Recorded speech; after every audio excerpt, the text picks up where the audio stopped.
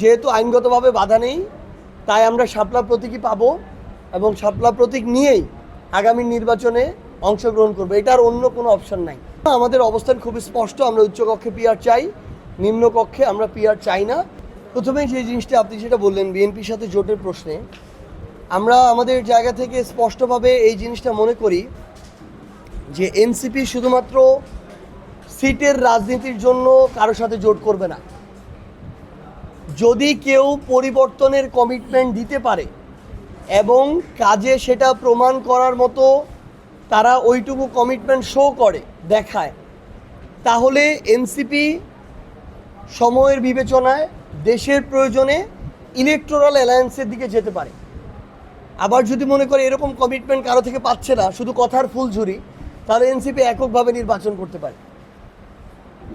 তবে electoral alliance হলেও NCP অন্য কোনো মার্কায় বা অন্য কোনো দলের মার্কায় অন্য কোনো দলের নামে নির্বাচন করবে না।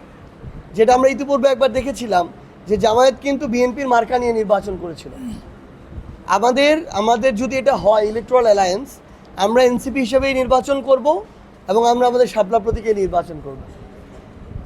এটার সাথে আপনার যে প্রশ্নটা যে শাপলা প্রতীক না পেলে নির্বাচন করব কিনা, আমরা এখন পর্যন্ত যতজন এই প্রতীক, সংবিধান, নির্বাচন কমিশন সংশ্লিষ্ট যারা বিশেষজ্ঞ, যারা এগুলো নিয়ে অ্যানালাইসিস করেন, গবেষণা করেন, যতজনের সাথে কথা বলেছি, কেউ আমাদেরকে শাপলা পেতে এনসিপির কোনো আইনগত বাধা দেখাতে পারেননি। RICL TMX, যুগের পর যুগ স্থাপনা থাকে মজবুত। যেহেতু কোনো আইনগত বাধা নেই, আমরা বিশ্বাস করি নির্বাচন কমিশনের মতো একটা স্বাধীন সাংবিধানিক প্রতিষ্ঠান অভ্যুত্থান পরবর্তী বাংলাদেশে এই স্বেচ্ছাচারী আচরণ একটা রাজনৈতিক দলের সাথে করবে না। আমরা অবশ্যই, যেহেতু আইনগতভাবে বাধা নেই, তাই আমরা শাপলা প্রতীকই পাবো এবং শাপলা প্রতীক নিয়েই আগামী নির্বাচনে অংশগ্রহণ করবো। এটার অন্য কোনো অপশন নাই। পিআর নিয়ে আমাদের অবস্থান খুবই সুস্পষ্ট। আমরা ঐক্যমত্য কমিশনে এটা বারবার বলেছি, আমরা উচ্চ কক্ষে পিআর চাই, নিম্ন কক্ষে পিআর চাই না।